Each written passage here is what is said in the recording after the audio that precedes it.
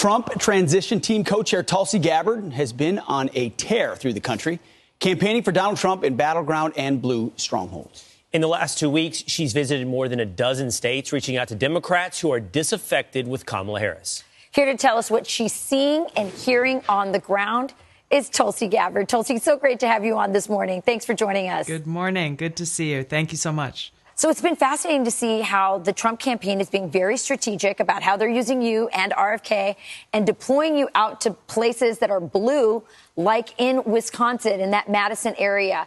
But you've been with the campaign for quite a while. What have you been seeing, and what kinds of things have been changing as you've gone along in these months on the campaign? Well, there's a lot of energy building, that's for sure, and it's palpable on the ground. I just want to share some of the really incredible and unique experiences we've had. That event that we just held in Madison, Wisconsin a few days ago.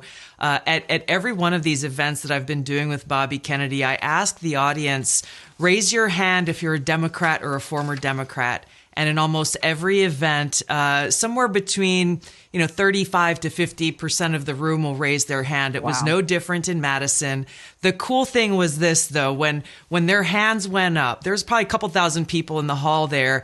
The rest of the audience started to turn around and look around, and they all stood up and cheered and welcomed them and just surrounded them really with love and kindness. And I had so many people come up to me at the end of that saying, I came in here afraid. I've never been to a political rally before. I didn't know what to expect. I'm a Democrat, lifelong Democrat, never voted before. Different variations of this, but each walking out saying, I'm voting for Donald Trump because of what I experienced here today. You know, Tulsi, when Mark Cuban says Donald Trump doesn't like to surround himself with smart, intelligent, independent women, it's hard not to see that's a direct shot at Kellyanne Conway, Kayleigh McEnany, Linda McMahon, a whole host of other women as well, including you, Tulsi. It seems like it's a direct shot at someone like you.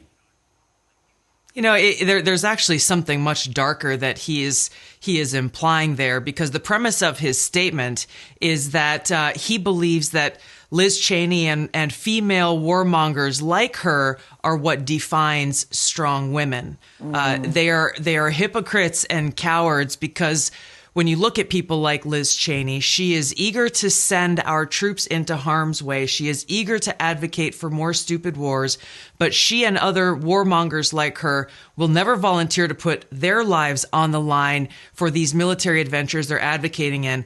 I just finished a couple of days of Army Reserve duty at Fort Sill, Oklahoma, and yesterday morning I stood there on the graduation field and saw a few hundred brand new soldiers graduating from basic training, probably 1,000 family members there to celebrate them. And it was so moving. And I was thinking about people like Liz Cheney when I was watching them, because these are the young men and women who will pay the price, potentially with their lives, if people like Liz Cheney, Dick Cheney, and Kamala Harris are allowed to be in power. This is one of the many reasons why I'm so strongly advocating for and supporting for President Trump to go back to the White House, to end wars, not start them. You're exactly right. The closer you are to it, the more serious you should be about how you utilize those young souls. Tulsi, real quick, where are you going in the closing days? Where will you be hitting the trail on behalf of the campaign? We got about 72 hours until Election Day. I was just looking at the schedule. I will be in Georgia later today, Pennsylvania, Wisconsin, Michigan, and North Carolina before Monday night. Before Monday night. All right. There we go. Well, thanks for being with us this morning, Tulsi. We appreciate you being on Fox Thank you so much. Good to see you.